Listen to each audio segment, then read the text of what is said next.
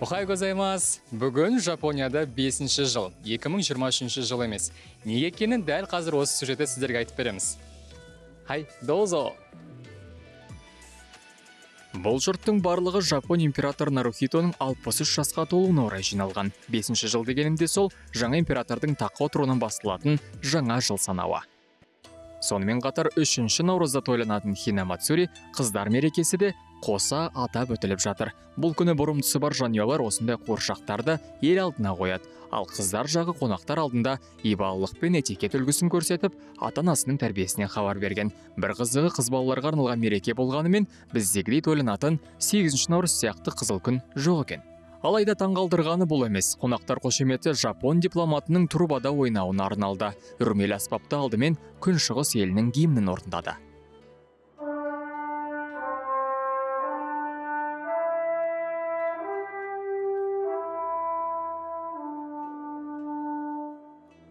Одан соң салтанатты репертуарында Қазақстан гимнің де бар екенін көрсетті.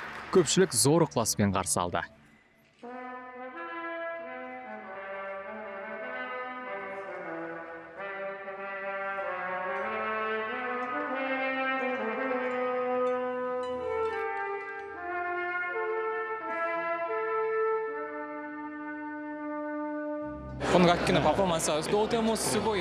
Ямада мырза, мына аспаптағы ойыныңыз тамаша болды. Қашаннан бері ойнайсыз? Қалай үйрендіңіз?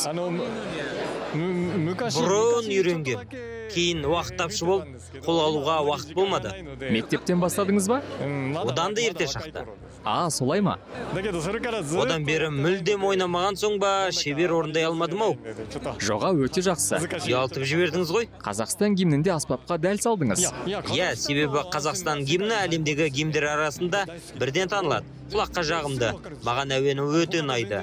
Басқа гимндер ұқсас келеді ғой, Қазақстандікі айрықша. Әнұраннан бөлек елші Ямада алғы сөзін қазақ тілінде бастады.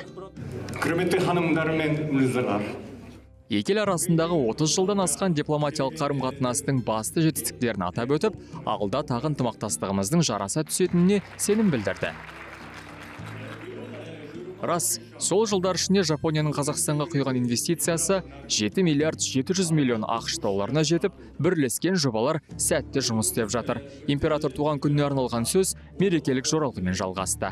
Жапон салтына сай, ел алдында кагамивари, саке бөшкесін бірлесе жару дәстүр орындалды.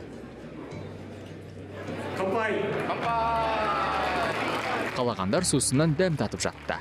Қонақтар қатарында Ұлыбритания елшісі Кэти Лич те шараға орай ризашылығын білдіріп, қос монархияның ұқсастықтарын сөз етті. Екі жақтың да патшалық әулеті ұзақ жылдан бері өзара жақын қарым-қатынаста. Тағы бір айта кетер жайт, 19-шы ғасырда Жапония жабық есік саясатын доғарған кезде экономикасы мен индустриясын дамыту үшін Ұлыбритания мен Германияға қарап бой түзеген. Көптеген жапон азаматы келіп, идея мен тәжірибе алып қайтқан. Даму жолында да жақындық байқалады. Және екі елде де сыпайылыққа зор мән береді. Біз үшін ол өте маңызды. Байқасам қолыңыздағы саке сияқты. Дәмі қалай екен? Мен жұмыс бабымен Жапонияда тамаша естеліктерге толы 4,5 жыл өмір сүрдім.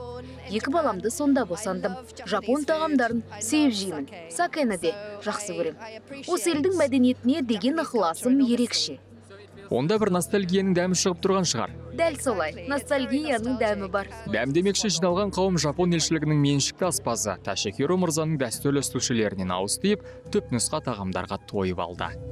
Мынау Инари деп аталады. Инари деп атала ма? Инари суши қорылған тофуға арналған күріш пен түрлі көкөніс не еттен тұратын тағам. Дайындалуы өте күрделі.